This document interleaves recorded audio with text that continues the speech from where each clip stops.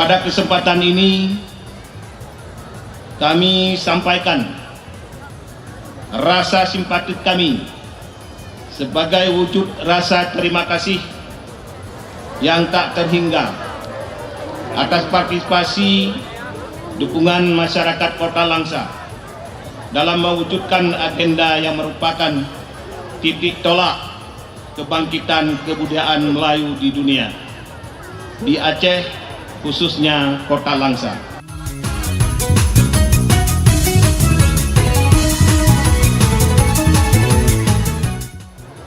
Jangan diartikan sebagai hiburan untuk bersenang-senang atau berhura-hura, tapi ini adalah bentuk kepada kita mengingat dan memelihara tradisi atau adat istiadat Melayu itu agar terus bisa tumbuh dan berkembang di negeri-negeri Melayu yang ada di Nusantara ini.